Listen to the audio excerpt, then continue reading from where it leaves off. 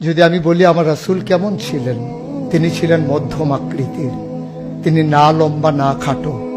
তিনি কখনো বা যখন হাজারো মানুষের সামনে দাঁড়াতেন, বিদায় হজের সময়ে 1,40,000 সাহাবা যখন ময়দানে, তিনি যখন আস্তে করে উঠে দাঁড়ালেন, ওনার চাইতে অনেক লম্বা লম্বা মানুষ থাকার পরেও অবাক বিস্ময়ে সবাই তাকিয়ে দেখলো সবার উপর দিয়ে যে মানুষটির মাথা মুবারক দেখা যায়, তিনি নবী মুহাম্মদুর রাসূলুল্লাহ সাল্লাল্লাহু আলাইহি ওয়াসাল্লাম। তিনি মধ্যমাকৃতির হওয়ার পরে সবার উপরে তার শির, সবার উপরে তার মাথা। সবাই অবাক বিস্ময়ে তাকিয়ে দেখলেন তার চুলগুলো হালকা হালকা কোঁকড়ানো। তিনি কখনো বা যখন চুলের ভিতরে তৈল দিয়ে আছড়াতেন, অবাক বিস্ময়ে মানুষ তাকিয়ে দেখতেন, মনে হতো চুলের মাঝে যেন মৃদুমন্দ ঢেউ দেখা যায়। তার কপালটা ছিল চওড়া শুভ্র, তার চোখের ভ্রুগুলো ছিল ধনুকের মতো বাঁকা, তার চোখগুলো ছিল টানা টানা ভাসা ভাসা, তার চোখের পাতাগুলো ছিল গোলাপের পাপড়ির মতো। তিনি কখনো বা যখন চোখের পলক ফেলতেন, অবাক বিস্ময়ে মানুষ তাকিয়ে দেখতেন, মনে হতো মৃদুমন্দ বাতাসে গোলাপ পাপড়ি দোল খাচ্ছে। তার চোখের সাদা অংশ ছিল রক্তিমাভ সাদা, কালো অংশ ছিল তার কৃষ্ণ কালো। তার ঠোঁটগুলো ছিল গোলাপি রঙের, তার নাকটা ছিল খাড়া, ছিদ্রগুলো ছিল ছোট ছোট, নাকের নিচে ঠোঁটের উপরে ছিল চিকন সরু গোঁফ। তিনি কখনো বা যখন মুচকি হাসতেন, তার গোলাপি রঙের ঠোঁট দুটো যখন একটু ফাঁক হয়ে যেত আর দাঁতগুলো যখন বের হয়ে যেত, মানুষ অবাক বিস্ময়ে খুঁজত কোথাও যেন বিজলি চমকিয়েছে। তিনি যখন প্রচন্ড গরমের মাঝে ঘেমে সিক্ত হতেন, কপালে তার মুক্তার দানার মতো ঘাম জমে যেত। তিনি যখন দৌড়ে দৌড়ে তার বিবিদের ঘরে যেতেন, আমাদের মায়েদের ঘরে, আল্লাহ রাসূল সাল্লাল্লাহু আলাইহি সাল্লাম ঘরে ঢোকার পরে মায়েরা দেখতেন কপালের মাঝে মুক্তার দানার মতো বিন্দু বিন্দু ঘাম জমে আছে। মায়েরা বলতেন, গুস্তাকি মাফ কর দিজিয়ে, বেয়াদবি মাফ করবেন, আপনি চুপটি করে একটু বসুন। নবীকে বসিয়ে ওরা ছোট্ট শিশু খুঁজে বের করতেন, অতি যত্নে পরম আদরে তার কপালের ঘামগুলো তারা শিশির ভিতরে ভরে মুখ বন্ধ করে রেখে দিতেন। ঈদ যখন আসতো, বিয়ে যখন হতো, জমানো ঘাম তারা আতর হিসেবে ব্যবহার করতেন। এ নবী তো সে নবী, হেঁটে গেছেন 1 মাস আগে রাত পথ ধরে, যাওয়ার পরে তিনি তো চলেই গেছেন।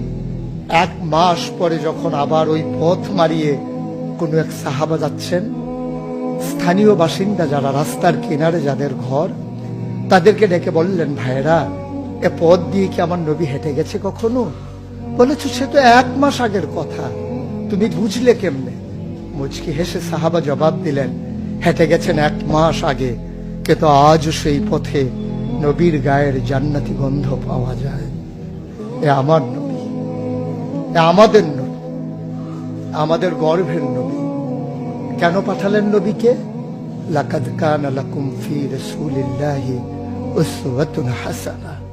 তিনি মডেল, তিনি আইডল, তিনি আইকন, তিনি অনুপম আদর্শ, তিনি আমাদের জন্য উসওয়াতুন হাসানাহ। তিনি পথ দেখিয়েছেন কেমন করে একটা ছেলে তার মায়ের কাছে ভালো সন্তান হতে পারে। তিনি আঙ্গুল দিয়ে দেখিয়ে দিয়েছেন কেমন করে কোনো এক স্ত্রীর কাছে ঈর্ষণীয় স্বামী হওয়া যায়। তিনি আচরণ করেছেন মা আয়েশার সাথে এমন যে আচরণ আজও যদি কোনো মেয়েরা করে, তাহলে তার স্বামী হবে তার কাছে সেরা স্বামী। শুধু সেই স্বামী তার স্ত্রীর সাথে সেই ব্যবহার করে। আল্লাহ রাসূল সাল্লাল্লাহু আলাইহি সাল্লাম আদরের নাতি হাসান হুসাইনের সাথে এমনই মধুর ব্যবহার করেছেন। কেউ যদি সেরা নানা হতে চায়, কেউ যদি সেরা দাদা হতে চায়, সেজন্য নবীজি যে আচরণ করেছে হাসান হুসাইনের সাথে, সেই আচরণ করেছে তার নাতনি নাতনির সাথে, তাহলে সে হয়ে যাবে সেরা নানা। কেউ যদি আদর্শ শিক্ষক হতে চান, কেউ যদি হতে চান উত্তম আদর্শের অনুসারী, তাইলে আল্লাহ রাসূল সাল্লাল্লাহু আলাইহি সাল্লামকে আল্লাহ নিজেই জানিয়ে দিলেন যে আমি তো আপনাকে দান করেছি, ইন্নাকা লাআলা খুলুকিন আযীম, আপনি হচ্ছেন উত্তম থেকে উত্তমতর চরিত্রের অধিকারী। চরিত্র হচ্ছে 3 রকম, খুলুকুল হাসান, খুলুকুল করিম, খুলুকুল আযীম। খুলুকুল হাসান মানে হচ্ছে আপনাকে একজন গালি দিয়েছে, আপনি হুবহু সেই গালিটা দিয়েছেন। আপনাকে বলেছে তুমি বদ, আপনি বলেছেন আমি না তুমি বদ। এটা হচ্ছে হাসান। আপনাকে বলেছে তুমি সাংঘাতিক খারাপ, আপনি চুপ মেরে হেঁটে চলে গেছেন মাথা নিচু করে, আপনি হচ্ছেন খুলুকুল কারিম। আর আপনাকে বলা হলো তুমি খুব খারাপ মানুষ, আপনি চুপ করে তো চলে গেলেনই, মসজিদে গিয়ে আপনি হাত উঠিয়ে দোয়া করছেন মাওলা। সে হয়তো বুঝিনি, সে যদি বুঝতো আমাকে হয়তো বলতো না, তার জন্য উল্টা আপনি দোয়া করে দেবেন। এটাকে বলে খুলুকুল আযীম, যেটা ইন্নাকা লা আলা খুলুকিন আযীম। আল্লাহ বলছেন ও নবী, আমি হলাম সর্বোত্তম মর্যাদার অধিকারী, আর আপনি হচ্ছেন সর্বোত্তম চরিত্রের অধিকারী। সুতরাং যার কোনো তুলনা হয় না, তুলনা মেলা ভার, জুড়ি মেলা ভার।